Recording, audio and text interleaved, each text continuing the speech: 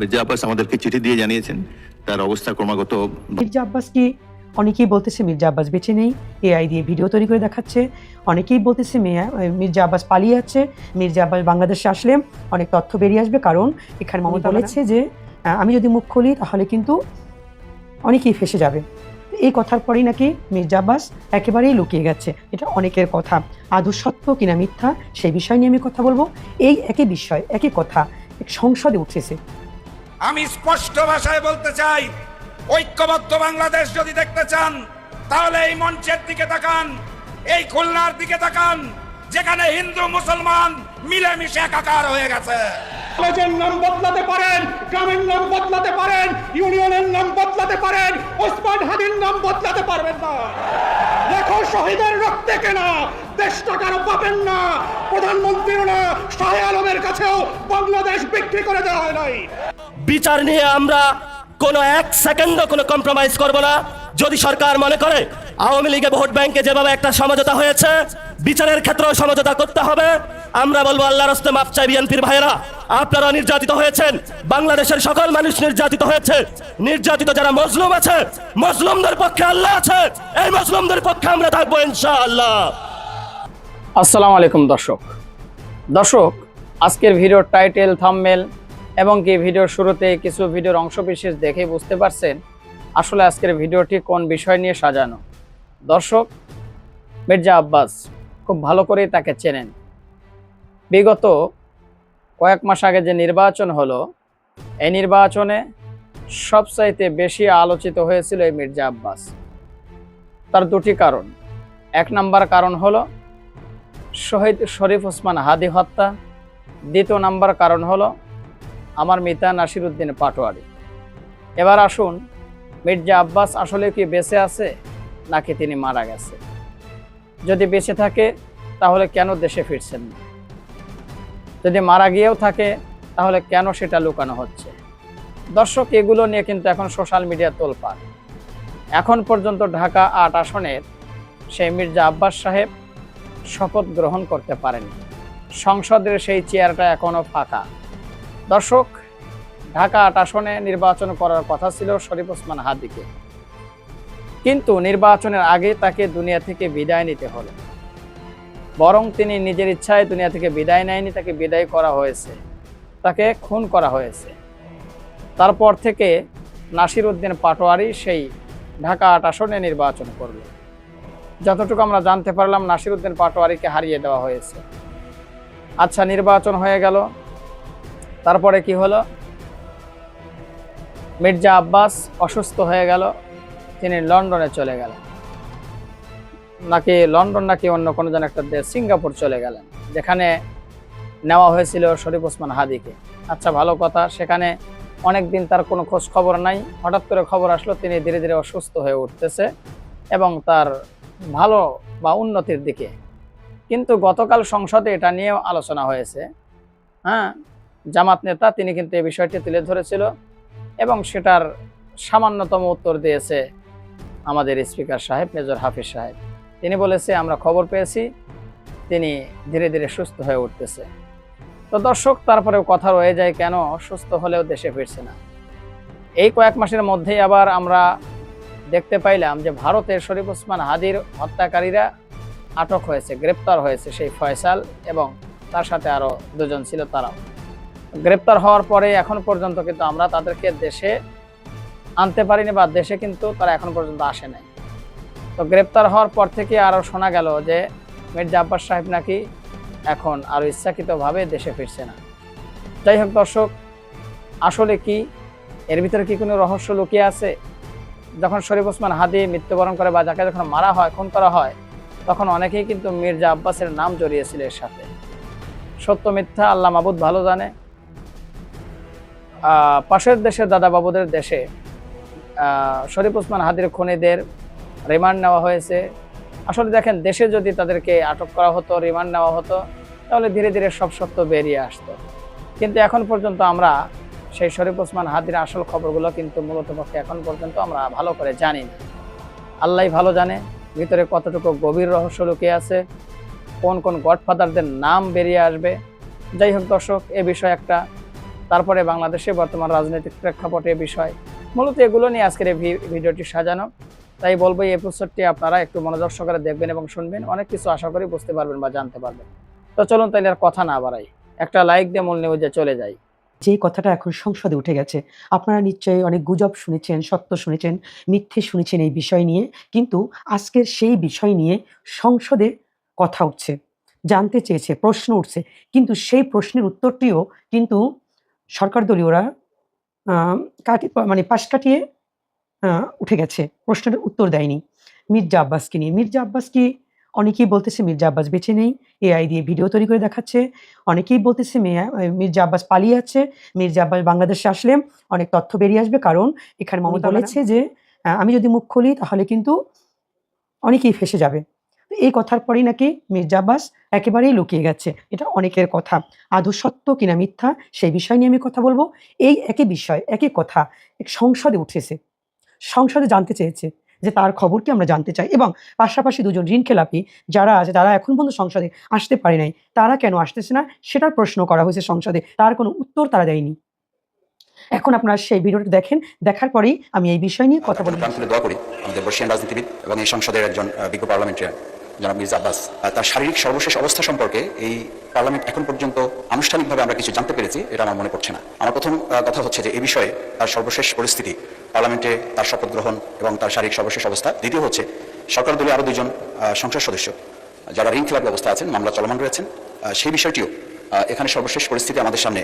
আমার মনে হয় আমরা একজন সংসদ সদস্য হিসেবে জানা দরকার যে আমরা এখনো পর্যন্ত পার্লামেন্টে অংশগ্রহণ করা কিংবা না করার প্রশ্নে তারা কী ভূমিকা পালন করতে পারছেন। সেক্ষেত্রে জনাব মির্জা আব্বাস মাননীয় সংসদ সদস্য, তার ব্যাপারে যেসব গুজবের ডালপালা আছে আমাদের শরীফ ওসমান হাদির প্রসঙ্গে, এবং সেই গুজবে আগুনে ঘি ঢেলেছে সর্বশেষ মমতা বন্দ্যোপাধ্যায়ের যে বক্তব্য ছিল যে আমি যদি নাম বলে দিই তাহলে বাংলাদেশে এটা নিয়ে উতাল পাতাল হবে।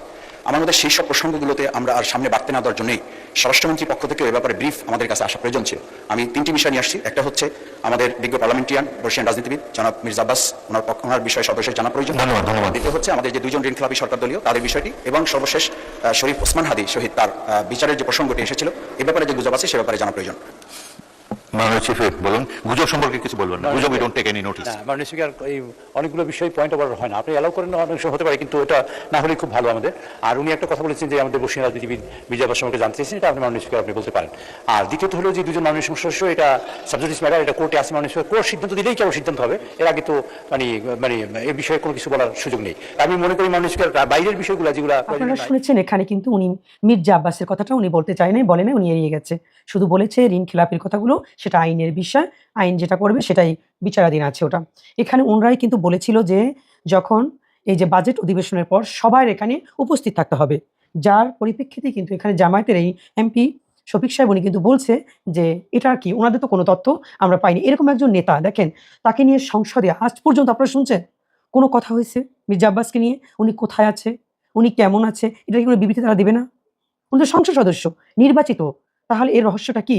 এই রহস্য আমরা জানতে চাই, এই রহস্য আমরা জানতে চাই। আপনারা অবশ্যই এটা নিয়ে কথা বলবেন, না হয় যারা নিন্দুকেরা বলতেছেন যে শুধু শুধু কথা বের করতেছে সেটাই তো ধরে নেওয়া হবে নাকি, আপনারাই বলেন। আজকে সারাদিন টক অব দ্য কান্ট্রিতে পরিণত হয়েছিল জামাতের একটি বিষয়, সেটি হচ্ছে ধানমন্ডি 32 নম্বরে জামাত আজকে বিক্ষোভ সমাবেশ করতে গিয়েছিল। যেহেতু 23শে জুন, এই উপলক্ষে আজকে আওয়ামী লীগের মাঠে নামার কথা ছিল তাদের প্রতিষ্ঠা বার্ষিকী উপলক্ষে। এই ব্যাপারে তো আগে থেকেই সতর্কতা জারি করা হয়েছিল, গোয়েন্দা সংস্থার কাছে বিভিন্ন ধরনের রিপোর্ট ছিল, আজকে তারা নাশকতা করার একটা প্ল্যান করে রেখেছিল। তো যাই হোক, সরকারের অত্যন্ত সচেতনতার কারণে এবং রাজনৈতিক দলগুলোর বিশেষ করে জামাত ইসলামের কর্মতৎপরতার কারণে আওয়ামী লীগ আজ মাঠে নামার সুযোগ পায়নি, কোথায়ও তারা সেইভাবে মাঠে নামতে পারে নাই। সুরাগুপ্তা দুই একটা মিছিল 5-10 জনের একটা গ্রুপ হয়ে একটা ব্যানার নিয়ে 1-2 সেকেন্ড বা 30 সেকেন্ড 40 সেকেন্ডের একটা 2বার জয় বাংলা স্লোগান দিয়ে তারা আবার পালিয়ে গেছে। জামাত ইসলাম আজ সারাদিনই ধানমন্ডি 32 এবং ঢাকার অন্যান্য জায়গায় কর্মসূচি দিয়ে রেখেছিল যে আওয়ামী লীগ যাতে মাঠে নামতে না পারে। তো এরই এক পর্যায়ে ধানমন্ডি 32 নম্বরে একটি অনাকাঙ্ক্ষিত ঘটনা ঘটেছে। সেখানে তাদের অনুষ্ঠান চলাকালীন সময়ে হঠাৎ একটা হট্টগোল বেঁধে যায় এবং সেখানে একজন সাংবাদিককে মারধর করা হয়। আর মুহূর্তেই এই সংবাদ ভাইরাল হয়ে যায়। ভাইরাল হবার সাথে সাথে তো জামাত ইসলামের এমনি দোষ বেশি, একেবারে টক অফ দ্য কান্ট্রিতে পরিণত হয়। জামাতকে যে যেরকম পারছে সে সেরকম তুলোধনা করে ছাড়ছে, গালি গালাজ ইত্যাদি ইত্যাদি। এখানে জামাত ইসলামের একটু ভুল আছে, তারা একটু ভুল করে ফেলেছে। সাংবাদিকদের গায়ে হাত দেয়া এটা মোটেই উচিত নয়, কারণ স্বাধীন গণমাধ্যম যদি তারা স্বাধীনভাবে তাদের দায়িত্ব পালন করতে না পারে, তাহলে বস্তুনিষ্ঠ সংবাদ উঠে আসে না। বিশেষ করে মাহফুজুর রহমান শিশির যে ছেলেটাকে মারধর করা হয়েছে, এই ছেলেটা আবার মজো সাংবাদিক, মোবাইল সাংবাদিকতা করে আর কি। তো এরা কিন্তু অনেকটা বস্তুনিষ্ঠ সংবাদ পরিবেশন করে। এদের কারণে, এই মোবাইল সাংবাদিকতার কারণে মেইন স্ট্রিম সাংবাদিকদের ভিতরে যে একটা অসাধুতা ছিল, তারা যে তিলকে তাল বানাতো বা একটা অসত্যকে সত্যে রূপান্তরিত করতো অহরহ, এই মোবাইল সাংবাদিকতার কারণে তাদের এই প্ল্যানটা ভেস্তে গেছে। এটা তারা আর এখন করতে পারে না। আর বিশেষত মিডিয়া পাড়ায় জামাত ইসলামের কোনো উপস্থিতি নাই। সমস্ত মিডিয়াগুলো জামাতের উপরে দীর্ঘদিন ধরে মিথ্যা অপবাদ চাপিয়ে দিতে দিতে দিতে দিতে তাদেরকে অনেকটা হত্যাযোগ্য করে ফেলেছিল। হাসিনা তাই করতো, তাদেরকে হত্যা করলে কোনো পাপ হতো না। এবং কাউকে হত্যা করে যদি শুধু একবার বলা হতো যে জামাত শিবির, বাস 7 খুন মাপ, আদালতও ওই হত্যাকারীর পক্ষেই রায় দেবে এরকম একটা ভাব। তো সেই ক্ষেত্রে এই মোবাইল সাংবাদিকতা বিরাট একটা ভূমিকা রেখেছে। এখন এই যে ছেলেটাকে মারা হয়েছে, এর পিছনে একটা ব্যাকগ্রাউন্ড আছে, ব্যাকগ্রাউন্ডটা একটু জানা দরকার। কারণ পরিস্থিতি কোন কারণে এরকম একটা উত্তপ্ততায় রূপ নিল, এটুকু একটু জানা থাকা দরকার। তাহলে পরিস্থিতি বিচার করতে, বিবেচনা করতে একটু সুবিধা হবে। জামাত ইসলাম যখন ধানমন্ডি 32-এ তাদের প্রোগ্রাম চলছিল, বক্তব্য দিচ্ছিল অনেকেই, তো প্রত্যেকটা দলেরই প্রোগ্রাম চললে তাদের তো অনুষ্ঠান সূচি করা থাকে, কার পরে কে বক্তব্য দেবে, কার পরে কে বক্তব্য দেবে। তো এই ছেলেটা মাহফুজুর রহমান শিশির, এই ছেলেটা এক পর্যায়ে কিছুক্ষণ পরে বিরক্ত হয়ে বলে যে আমরা কারো বক্তব্য নিতে পারবো না, আপনারা মূল যে বক্তব্য, প্রধান অতিথি তার বক্তব্য দেন, অন্য কারো বক্তব্য আমরা এখানে শুনতে আসি নাই। তো এইখানে তো আসলে আমরা যারা সাংবাদিকতা করি, আমাদেরও কিন্তু অনেক সময় আমাদের প্রখর রোদের ভিতরে দীর্ঘক্ষণ দাঁড়িয়ে থাকতে হয়, ধৈর্যচ্যুতি ঘটা স্বাভাবিক। কিন্তু তারপরেও কিছু কিছু জায়গায় আমার মনে হয় আমাদের আরেকটু ধৈর্যের পরিচয় দেওয়া দরকার। আবার বললেও সেটা ওইভাবে, যেহেতু আমরা তো সাংবাদিক, তো সাংবাদিকদের তো আসলে কোনো দলের প্রতি বিরাগ ভাজন বা কোনো দলের প্রতি অতিরিক্ত ভালোবাসা দেখানোর দরকার নেই, বস্তুনিষ্ঠতা দেখানোই দরকার। তো তিনি অনেকটা রাগত স্বরে এবং অনেকটা প্রভাব বিস্তার করার উদ্দেশ্যে তিনি বলছেন যে সংবাদ আমরা নিতে পারবো না, আমরা অন্য কারো বক্তব্য শুনতে আসিনি, প্রধান যে তার বক্তব্য দেন। তো এই সময় সাধারণত সেখানে তো একটা অনুষ্ঠানে, একটা প্রোগ্রামে দলীয় নেতাকর্মীদের বিভিন্ন ধরনের লোকজন থাকে। একজন বলে উঠেছে, ঠিক আছে আপনারা যদি না নিতে চান, আমাদের তো অনুষ্ঠান সূচির বাইরে যেতে পারবো না, যেহেতু আমাদের সবকিছু সাজানো আছে, কার পরে কে বক্তব্য দেবে, কার পরে কে বক্তব্য দেবে। তখন তো এই লোকগুলোকে রেখে হুট করে প্রধান অতিথিকে এনে আমি বসিয়ে দিতে পারবো না। আপনারা যদি অসুবিধা হয়, ধৈর্যচ্যুতি ঘটে, তাহলে আপনি চলে যান। তো এটা যখন বলেছে, তখন তো ওনার একটু মান সম্মানে লাগার কথা, একেতে সাংবাদিকতার পরিচয় দিয়ে গেছে। উনি তখন ক্ষিপ্ত হয়েছে, কেন যাব, এত বড় সাহস, ইত্যাদি ধরনের। তো এক কথায় দুই কথায় বাকবিতণ্ডা হতে হতে সেখানে উনি অনেকটা প্রভাব বিস্তার করার চেষ্টা করেছে, এবং তার সাথে তার আরো কিছু সতীর্থ ছিল, তারাও এগিয়ে এসে অনেকটা একটা হট্টগোলের মতো অবস্থা তৈরি হয়ে যায়। তো তার বাচনভঙ্গি, বডি ল্যাঙ্গুয়েজ, গেস্টার, পোস্টার এইগুলো দেখে স্বাভাবিকভাবেই ওইখানে যারা ছিল তারা ভেবেছে তো তাহলে জাতীয়তাবাদী বা জামাত মোনা কোনো সাংবাদিক নয়, এ তো সেই সাংবাদিক যে শেখ হাসিনার অনুষ্ঠানে যে ঘন্টার পর ঘন্টা বসে থাকলে তাদের সমস্যা হয় না, আর এখানে এসে তারা এই ধরনের পরিকল্পিতভাবে হট্টগোল বাঁধানোর চেষ্টা করছে। এই করতে করতে হাতাহাতি শুরু হয়ে গেছে, এবং পরবর্তীতে শোনা গেল যে তাকে আওয়ামী লীগের দোসর বলে তাকে মারধর করা হয়েছে। তো এটা আসলে উচিত হয় নাই, আরো একটু ধৈর্যের পরিচয় দেওয়া উচিত ছিল। এখন আমাদের বাংলাদেশে হয়েছে কি, এই সাংবাদিকতা এটা একটা কার্ড হয়ে গেছে। স্বাধীনতা যুদ্ধ যেরকম একটা কার্ড, সাংবাদিকতাও এরকম একটা কার্ড হয়ে গেছে। ওই যে যেদিন বিএনপির যে সমাবেশ, পল্টনের সমাবেশ পণ্ড করে দিল, ওই দিন শেখ হাসিনার মুখে এত বড় সাহস, তারা সাংবাদিকদের গায়ে হাত দিয়েছে, ওদের কাউকে আমি ছাড়বো না। বুঝতে পেরেছেন, সাংবাদিকতা একটা কার্ড। ছাত্রলীগ, যুবলীগ তার আগে সাংবাদিকদের যে কিভাবে পিটিয়েছে, হত্যা করেছে, গুম করেছে, তার কিন্তু কোনো ইয়ত্তা নাই। অসংখ্যবার তাদেরকে পিটিয়ে হত্যা করেছে, গুম করে ফেলেছে। অথচ ওইখানে তিনি এসে বিশাল সাংবাদিকদের বন্ধু সেজে গেলেন, সাংবাদিকদের গায়ে হাত দেয়, এত বড় সাহস। তো যাই হোক, ধানমন্ডিতে ওই ঘটনা ঘটার পরে অনেকেই ক্ষোভ প্রকাশ করেছেন, নিন্দা জানিয়েছেন, জামাতকে তুলোধনা করছেন। এর ভিতরে ছাত্র দলের সেক্রেটারি নাসিরউদ্দিন নাসির, তিনি একটি পোস্ট দিয়েছেন বিবৃতি দিয়ে দলীয়ভাবে, যে জামাত ইসলামের এই গুন্ডারা সাংবাদিকদেরকে মেরেছে। তো আমি একটু তার কমেন্টসের দিকে যাওয়ার চেষ্টা করলাম, সেখানে দেখলাম প্রায় হাজার হাজার কমেন্টস। তো সেই কমেন্টসগুলোতে ইতিপূর্বে ছাত্রদল, যুবদল, স্বেচ্ছাসেবক দলের হাতে কোথায় কোথায় সাংবাদিকরা পিটুনির শিকার হয়েছে, কাকে কাকে মারধর করেছে, কাকে সংবাদ প্রকাশ করার কারণে কারাগারে পাঠিয়েছে, সবগুলো ফটোকার্ড সেখানে দিয়ে দেওয়া হয়েছে। তো আসলে আপনার পাশায় যদি অসংখ্য ফুটো আছে, ছিদ্র আছে, আপনি অন্যজনের ফুটো বা ছিদ্র অনুসন্ধান করতে যাওয়া ঠিক না। আপনার ছিদ্রগুলো কিন্তু ঠিকই মানুষ, জনগণ গুনে রেখেছে। তো আপনি যখন উপযাচক হয়ে আপনার এমন একটা বিষয়ে কথা বলতে যাচ্ছেন, এমন একটা ছিদ্র সম্পর্কে কথা বলতে যাচ্ছেন, যে ছিদ্র ওরকম আরো হাজার হাজার ছিদ্র এর আগে আপনি নিজের পাশায় নিজেই করে রেখেছেন, তাহলে তো এখানে আপনার যাওয়া উচিত না। তারপরে বলেছেন, তো দেখলাম, আমি দিচ্ছি একটু, আপনারা দেখুন। সেখানে এই কয়েকদিন আগে যে প্রতিমন্ত্রী শাহ আলমের খবর প্রচার করার কারণে সাংবাদিককে কারাগারে পাঠানো হয়েছে, এই যে কয়েকদিন আগে ঢাকা বিশ্ববিদ্যালয়ে মোসাদ্দেক এবং জুবাইরের উপরে যে হামলা চালালো, ওইখানে 50 জন সাংবাদিককে ছাত্রদল পিটিয়েছে ঢাকা বিশ্ববিদ্যালয়ের। পরে তারা তো বিএনপির সংবাদ বয়কট করেছিল, এরকম অসংখ্য উদাহরণ আছে। তো যাই হোক, এখানে সর্বশেষ কথা, জামাত ইসলাম এখানে খুব ভালো একটা কাজ করেছে, সাথে সাথে অত্যন্ত বিচক্ষণতার পরিচয় দিয়েছে। এই বিষয়টাকে আর বাড়তে না দিয়ে একেবারে যারা এটা নিয়ে রাজনীতি করতে চাচ্ছিল তাদেরকে একটা চপেটাঘাত দিয়ে সাথে সাথে ওই ছেলেটার বাড়িতে দায়িত্বশীল একজন ব্যক্তি ছুটে গিয়েছে, তাকে পাশে বসিয়ে সরাসরি ফেসবুক লাইভ করেছে যে আমরা অনাকাঙ্ক্ষিত ভুলের কারণে, এটা অনাকাঙ্ক্ষিতভাবে ঘটে গেছে, ক্ষমা চাই, আপনি ভুল বুঝবেন না, এর জন্য ইত্যাদি ইত্যাদি, মানে বিষয়টা মীমাংসা করে ফেলেছে। এটা একটা ভালো দিক। কেউ ভুল করলে সমালোচনা আমরা করবো, এটি স্বাভাবিক, সবাই সমালোচনা করবে, কারণ এই ধরনের ঘটনা আশা করা যায় না, এটা উচিত না। এই যে সমস্ত আওয়ামী ফ্যাসিবাদের যে দালাল যে সাংবাদিকগুলো, এরা তো এখনো সাংবাদিকতা করছে, আমরা তাদেরকে শারীরিকভাবে লাঞ্ছিত না করে আইনগত ব্যবস্থা নেওয়া যেতে পারে, সেই ব্যাপারে অবশ্যই সচেতন হওয়া দরকার সবারই। তবে আইন কারো নিজের হাতে তুলে নেওয়া ঠিক না, সেটা হোক আওয়ামী লীগের সাংবাদিক, হোক অন্য কারো, বা যে কেউ হোক, কাউকে শারীরিকভাবে লাঞ্ছিত করা মোটেই উচিত হবে না। আর জামাত ইসলাম ইতিপূর্বে তাদের এই ধরনের ঘটনা আর একবার সম্ভবত আমাদের স্মৃতিতে যতটুকু ভাসে, তারা এই ঘটনাটা দিয়ে এরকম 2 বা 3 বারের মতো এরকম একটা ঘটনা ঘটেছে। তো এই এতটুকু ঘটা উচিত না, কেন এতটুকু ঘটবে? নেতাকর্মীদেরকে আরো শান্ত রাখতে হবে, তাদেরকে বোঝাতে হবে যে গণমাধ্যমের কর্মীদের কোনো মতো অবস্থায় শত্রু জ্ঞান করা যাবে না। বিএনপি সরকার মেয়াদ পূর্ণ করতে পারবে না, তার আগেই চলে যেতে হবে। এনসিপি আহ্বায়ক নাহিদ ইসলাম এমপি, বিরোধী দলীয় চিফ হুইপ, তিনি বিষয়টা স্পষ্ট করেছেন। নাহিদ ইসলামের হুঁশিয়ারি, বিচার নিশ্চিত না করলে এবং সংস্কার না করতে পারলে মেয়াদ শেষ করতে পারবে না বিএনপি সরকার, এর মানে বিএনপি সরকার পতন হবে। নাসিরউদ্দিন পাটোয়ারিও এর আগে বলেছেন সংস্কার না করলে বিএনপি সরকার পতন হবে, সংস্কার ইস্যুতে বিএনপি সরকার পতন হতে পারে কাঙ্ক্ষিত সংস্কার করতে না পারলে। এটা কতটুকু সত্য, আসলে কি না বিএনপি 5 বছর মেয়াদ পূর্ণ করতে পারবে? দেখেন, আমি যেটা মনে করি যে এনসিপি কিংবা জামাত যে at the end of the day সত্যিকার অর্থে বিএনপি সরকারের পতন ঘটাবে, এটা আমি মনে করি না। এনসিপি জামাত এরা বিএনপি সরকারের পতন ঘটাবে না। বিএনপি সরকারের পতন হবে ডক্টর ইউনূসের ফাঁদে, কারণ বিচার এবং সংস্কার না করলে বিএনপি সরকার ধরা খাবে। এই ফাঁদ, এই ম্যানেজমেন্ট, এই সেটেলমেন্ট প্রফেসর ইউনূস করে রেখেছেন, আপনি কল্পনা করতে পারবেন না।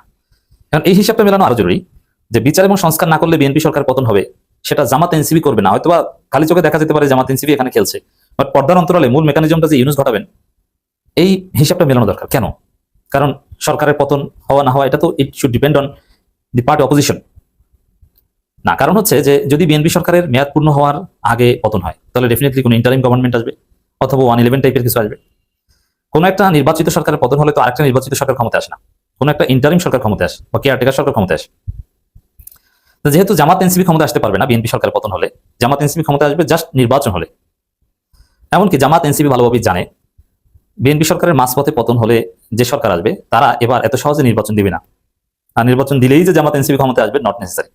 কারণ বাংলাদেশের নির্বাচন কেমন হয়, কি এত রক্ত, এত শাহাদাতের পরও, 24-এর বিপ্লবের পরও প্রফেসর ইউনূসের হাত ধরেই সুষ্ঠু নির্বাচন হলো না। আর কে আসবে আর কারা সুষ্ঠু নির্বাচন করবে আর তার মাধ্যমে জামাত এনসিপি ক্ষমতা আসবে? জামাত এনসিপিটা মনে করে না এবং নিকট ভবিষ্যতে করবেও না। কিন্তু ইউনূস গং, ইউনূস কোন জলের মাল বা মাছ, এটা বুঝতে কয়েক ঘন্টা লেকচার দেওয়া লাগবে। ইউনূস প্রো ইউএস, ইউনূসকে তৈরি করেছে মার্কিন যুক্তরাষ্ট্র এবং US hegemony. Nobel peace prize এটা যাদেরকে দেয় বুঝবেন যে তাদের নিয়ে পশ্চিমাদের ধান্দা আছে। ইউনূস আমাদের জাতীয় স্বার্থের জন্য যতটুকু ভালো বা কন্ডিউসিভ বা যতটুকু সুইটেবল আমরা ততটুকু সমর্থন করেছি এবং করবো, এখনো করি, ভবিষ্যতেও করবো প্রয়োজনে। বাট হি ইজ পশ্চিমা মাল, এটা সহজ ব্যাখ্যা। কারণ দেখেন, জাস্ট এতটুকু একটু জাস্ট ইমাজিন, বাংলাদেশ পৃথিবীতে সবচাইতে বেশি শান্তি প্রতিষ্ঠা করেছে নাকি প্রফেসর ইউনূস 2005 সাল 6 সালে। এখন আমরা অনেক দেশে মালালা ইউসুফজাই নোবেল প্রাইজ দেখেছি, পশ্চিমা অনেক দেশে বা ল্যাটিন আমেরিকার অনেক দেশে নোবেল প্রাইজ দেখেছি, পিস নোবেল প্রাইজ, শান্তিতে নোবেল প্রাইজ। তা আমরা সেটা জানি না যে আসলে ওই দেশে কি শান্তি প্রতিষ্ঠা করেছে, কে কতটুকু। আবার আমাদের মিয়ানমারের আং সান সু চি নোবেল প্রাইজ দেখেছি, তারা কি শান্তি প্রতিষ্ঠা করেছে ওটা তো আমরা জানি না। আমরা ওইসব দেশে গেলে হয়তো 2-4 দিনের জন্য ঘুরতে যাই। কিন্তু ইউনূস বাংলাদেশে কি শান্তি প্রতিষ্ঠা করেছে গ্রামীণ ব্যাংকের মাধ্যমে, এটা আমি আপনি সবাই জানি, আপনার চোখের সামনে, আমার সব দর্শক জানেন। বিশেষ করে 2005-6 সালে যাদের মোটামুটি বয়স হয়েছে, প্রাপ্তবয়স্ক হয়েছেন, তারা সবাই চোখের সামনে দেখেছেন যে গ্রামীণ ব্যাংক কি কোন বালের শান্তি প্রতিষ্ঠা বাংলাদেশে করেছে। হু ডাজন্ট নো কি করেছে বলেন তো? অশান্তি সৃষ্টি করেছে, ঘরে ঘরে অশান্তি তৈরি করেছে, সামাজিকভাবে অশান্তি তৈরি করেছে। মহিলাদের লোন দিত, লোন পেয়ে মহিলারা স্বামীর কথা শুনতো না, এবং বিনা জামানতের লোন দিত, লোনের টাকা শোধ করতে পারতো না, ঘরের টিন খুলে নিয়ে যেত, গরু ছাগল মুরগি ধরে নিয়ে যেত। I witness that. মহিলাদেরকে ঘর থেকে বের করেছে, স্বামীর সাথে অশান্তি সৃষ্টি করেছে, এবং এই লোন নিয়ে যে তারা প্রোডাক্টিভ বা কনস্ট্রাকটিভ কিছু করেছে, নট লাইক দ্যাট।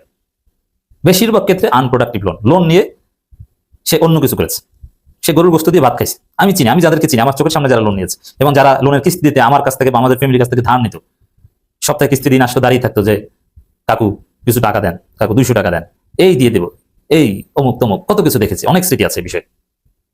এরা লোন নিয়ে কোনো প্রোডাক্টিভ কিছু করতো না, যে গরু ছাগল কিন্তু না, লোন নিয়ে নর্মালি গরু গোস্ত দিয়ে ভাত খেত, অথবা অন্য কিছু করতো, টাকা উড়াইতো এক কথায়। দু একজন হয়তো বা প্রোডাক্ট পিছু করেছে। গ্রামীণ ব্যাংক বাংলাদেশে শান্তি প্রতিষ্ঠা করেছে, এর চাইতে মিথ্যা কোনো কথা নেই। তাদেরকে দিয়েছে নোবেল শান্তি প্রাইজ। ফাজলামি, নোবেল শান্তি প্রাইজ যে কত বড় ফাজলামি, এটা কোনো গবেষক হওয়ার দরকার নেই, প্র্যাকটিক্যালি আমি আপনি বুঝি। তা কেন নোবেল প্রাইজ দিল তাকে? হ্যাঁ, আমরা খুশি নোবেল প্রাইজ দিয়েছে, কিন্তু আসলে কিসের শান্তি প্রতিষ্ঠা করেছে, কোন সাতার, এটা তো আমরা জানি। তো দর্শক, এর মানে এই নোবেল প্রাইজ দিয়ে পশ্চিমারা তাদের লোক তৈরি করে এবং পরবর্তীতে তাকে দিয়ে খেলে বা তাদের এজেন্ডা বাস্তবায়ন করে। ইউনুস হচ্ছে সেই লোক। ইউনুসের সাথে তাকে ইউএস সর্বোচ্চ বেসামরিক খেতাব দেওয়া হয়েছে, আর কত পুরস্কার দেওয়া হয়েছে, অথচ তিনি কি করেছেন? তার সোশ্যাল বিজনেস থিওরিটা ভালো, এটা ঠিক আছে, কিন্তু সোশ্যাল বিজনেস বা ইকোনমিক্সে যদি নোবেল প্রাইজ দেওয়া হয়, আই শুড অ্যাপ্রিসিয়েট, বাট শান্তিতে নোবেল প্রাইজ করেছেন, এটা পুরোটা ভুয়া। আর অন্যান্য সায়েন্স বা বিভিন্ন সেক্টরে নোবেল প্রাইজ, ওইটার একটা রেলেভেন্স আছে, আসলে ওটা সঠিক, কিন্তু শান্তিতে নোবেল প্রাইজ এটা পুরোটা পলিটিক্যাল ধান্দা। এবং জর্জ সারসরা যারা পৃথিবীর বিভিন্ন দেশে বিপ্লব ঘটায় টাকা দিয়ে, এনজিওর মাধ্যমে, ওপেন সোসাইটি, তাদের যে এন্ডোমেন্ট, এগুলো দিয়ে আপনারা জানেন, খ্রিস্টান রাষ্ট্র বানায়, কোথাও সোভিয়েত ইউনিয়ন ভেঙে 50টা রাষ্ট্র, অরেঞ্জ রেভলিউশন, সব জর্জ সারসের টাকায়। সেই জর্জ সারসের বস হচ্ছে, ওয়ান অফ দি বসেস হচ্ছেন প্রফেসর ইউনুস। তো প্রফেসর ইউনুস এই এমনি নির্বাচনের 3 দিন আগে মার্কিন যুক্তরাষ্ট্রের সাথে গোপন চুক্তি করে দিয়ে যাননি, বিশেষ লক্ষ্য উদ্দেশ্য আছে। এর মানে ইউনুস যা চায়, ইউনুসের যে সেটআপ, আরো বিখাস সাতান পশ্চিমারা যা চায়, সেটা যদি না করে তাদের কথা মতো, তাহলে বিএনপি সরকারের নাক এমন ভাবে দড়ি দিয়ে গেছে, বিএনপি সরকার পতন কিভাবে হবে তার কল্পনা করতে পারবেন। এমন ঘটনা দেশের মধ্যে ঘটবে, দেখবেন যে দেশ অস্থির হয়ে উঠছে, বিএনপি সরকার নাই, জয় বাংলা। রাতে ঘুমাবে ক্ষমতা নেই, সকালে উঠে দেখবে ক্ষমতা, জয় বাংলা। তারেক রহমান কোথায় কেউ জানবে না, বাংকার বানাচ্ছেন, সে বাংকার টাঙ্কার দিয়ে কোনো কাজ হবে না। দর্শক, আশা করি পুরো ভিডিওটি আপনারা দেখেছেন। এবার অবশ্যই আপনাদের মূল্যবান মতামতটা ভিডিওর কমেন্ট বক্সে জানিয়ে দিন। পারলে ভিডিওটি শেয়ার করে সবারই দেখার সুযোগ করে দিন। আর আমাদের এই চ্যানেলে নতুন হলে সাবস্ক্রাইব করুন, যারা করেছেন ধন্যবাদ। তো ভালো থাকবেন, দেখা হচ্ছে নতুন করে ভিডিওতে। আজকের মতো এ পর্যন্তই, আল্লাহ হাফেজ।